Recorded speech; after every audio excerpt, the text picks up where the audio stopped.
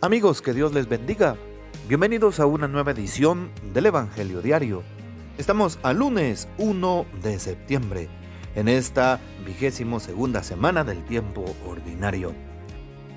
Hoy iniciamos el mes número 9 de este año del Señor 2025, mes de septiembre. Y por eso hoy empezamos este mes invocando juntos el nombre de Dios para que Él nos bendiga.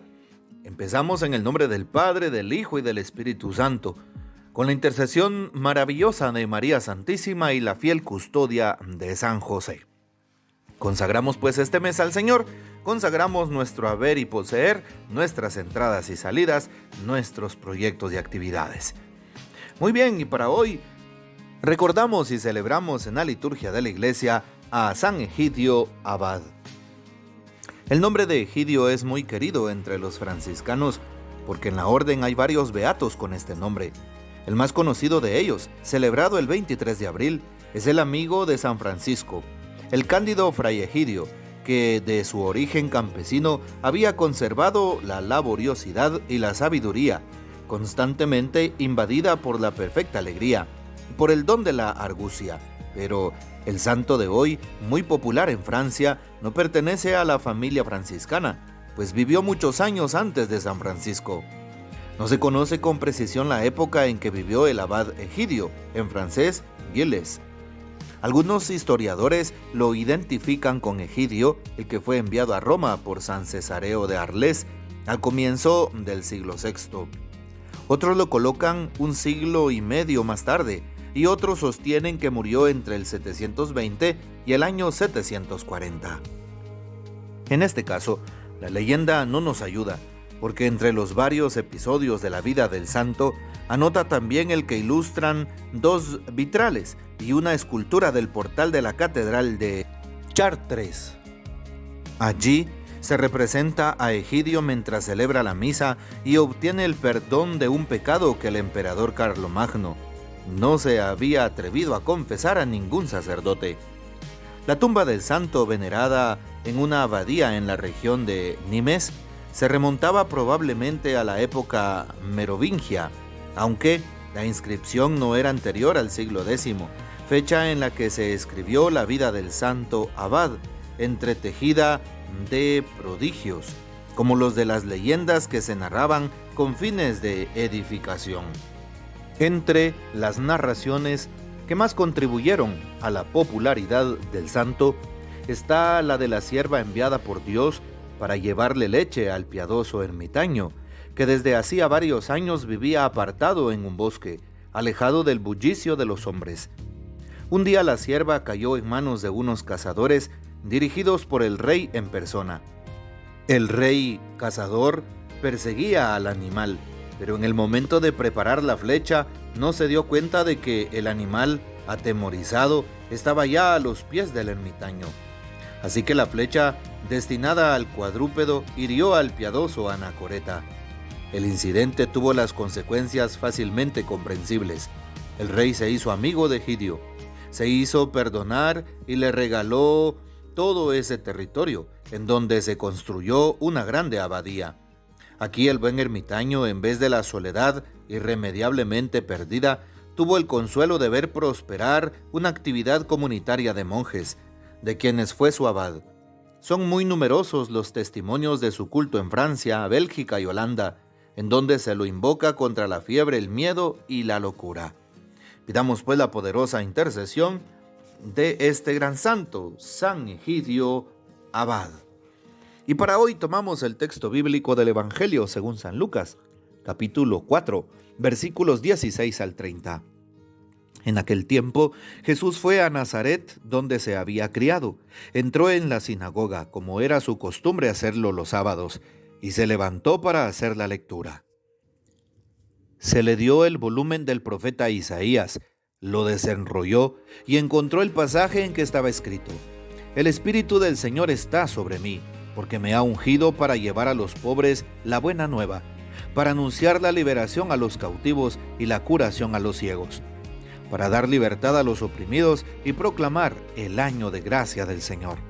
Enrolló el volumen, lo devolvió al encargado y se sentó. Los ojos de todos los asistentes a la sinagoga estaban fijos en él. Entonces comenzó a hablar diciendo: «Hoy mismo se ha cumplido este pasaje de la Escritura que ustedes acaban de oír». Todos le daban su aprobación y admiraban la sabiduría de las palabras que salían de sus labios y se preguntaban: ¿no es este el hijo de José? Jesús les dijo: «Seguramente me dirán aquel refrán: médico, cúrate a ti mismo, y haz aquí en tu propia tierra todos esos prodigios que hemos oído que has hecho en Cafarnaúm». Y añadió: «Yo les aseguro que nadie es profeta en su tierra». Había ciertamente en Israel muchas viudas en los tiempos de Elías, cuando faltó la lluvia durante 3 años y medio. Y hubo un hambre terrible en todo el país. Sin embargo, a ninguna de ellas fue enviado Elías, sino a una viuda que vivía en Sarepta, ciudad de Sidón. Había muchos leprosos en Israel en tiempos del profeta Eliseo. Sin embargo, ninguno de ellos fue curado, sino Naamán, que era de Siria. Al oír esto, todos los que estaban en la sinagoga se llenaron de ira, y levantándose, lo sacaron de la ciudad y lo llevaron hasta una barranca del monte, sobre el que estaba construida la ciudad, para despeñarlo. Pero él, pasando por el medio de ellos, se alejó de allí. Palabra del Señor, gloria a ti, Señor Jesús. Hoy podemos iniciar recordando la primera lectura tomada de la primera carta de San Pablo a los Tesalonicenses, capítulo 4 del 13 al 18, en donde se nos remarca el don de la esperanza. Tanto los vivos como los difuntos no debemos tener tristeza, sino esperar en el Señor. Y cuando hablo de los difuntos, evidentemente hablo de las almas de los difuntos. Debemos de tener esperanza en que el Señor resucitará nuestras almas en el último día. Y es lo que nos dice el texto. Los que no tienen esperanza, los que tienen tristeza, deben de creer en Jesús, porque murió y resucitó. Qué importante es saber que si llevamos una vida en Cristo, al final de nuestros días, Él nos rescatará, Él nos resucitará.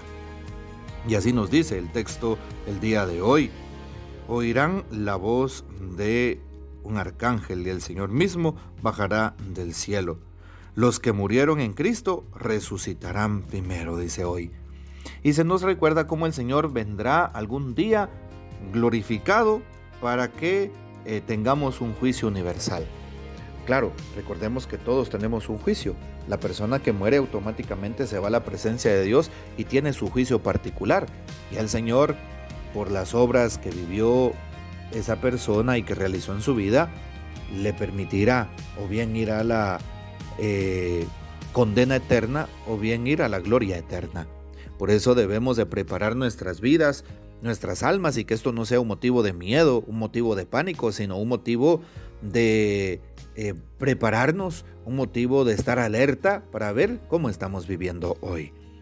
El texto de San Lucas 4 nos presenta una escena en donde Jesús llega a Nazaret, en donde Jesús crece, en donde Jesús se desarrolla, porque de allá es la Virgen María de Nazaret. Pero es algo muy interesante, puesto que Jesús, aunque nació en Belén, creció en Nazaret. Y hoy pues entra a la sinagoga. Y en ese lugar mucha gente le conoce. ¿Por qué? Porque aquellas personas que estaban en la sinagoga eran sus contemporáneos, eran los que habían crecido con él, eran pues los vecinos, conocidos, amigos que tenía Jesús. Y hoy Jesús empieza hablando de lo que Dios ha obrado en su vida. Y por eso, al tomar el texto del profeta Isaías, muy atinado el texto, y el Espíritu Santo sin duda estuvo ahí, y empieza el Señor diciendo: el Espíritu del Señor está sobre mí, porque me ha ungido. Jesús se reconoce como el ungido de Dios. El problema es que aquellos que están a su alrededor no lo reconocen como el ungido de Dios. Dicen: este es el hijo de María. Aquel es el hijo de José. Pero ¿y este qué nos va a enseñar? Jesús, aunque es el Hijo de Dios, el Hijo primogénito de Dios, aunque haya crecido en una familia humana, Jesús sigue siendo divino. Y es lo que aquellas personas no logran comprender. Como Jesús anuncia el Evangelio. ¿Cuántas personas, al igual que Jesús, son incomprendidas el día de hoy? Y aunque nosotros nos hayamos encontrado con el Señor y abracemos la fe y el Evangelio, muchas veces también seremos incomprendidos, calumniados. Y aquella gente, dice el texto, se llenó de ira. Así es, los que estaban en la sinagoga se llenaron de ira y los sacaron de la ciudad. ¿Cuántas personas no comprenden la vivencia del amor de Cristo, la vivencia del perdón, la vivencia de la comprensión humana, la vivencia de todos esos valores como perdonar al prójimo? No lo comprenden si cambiamos nuestro estilo de vida, que ha sido efímero, que ha sido un estilo de vida lleno de pecado, de maldad, de injusticia. Y una persona que cambie por amor a Cristo muchas veces no será comprendida, menos en su propia casa. Más bien ofrezcámosle a Dios esos sufrimientos, esos señalamientos que recibimos a causa del reino, del Evangelio, a causa de la misma persona de Cristo, porque sin duda Él nos recompensará. Hoy que empezamos el mes, consagrémoselo al Señor y pidamos que esté siempre a nuestro lado. Que el Señor nos bendiga, que María Santísima nos guarde y que gocemos de la fiel custodia de San José. Y la bendición de Dios Todopoderoso, Padre, Hijo y Espíritu Santo, descienda sobre ustedes y permanezca para siempre. Amén. Comparte este audio y hasta mañana.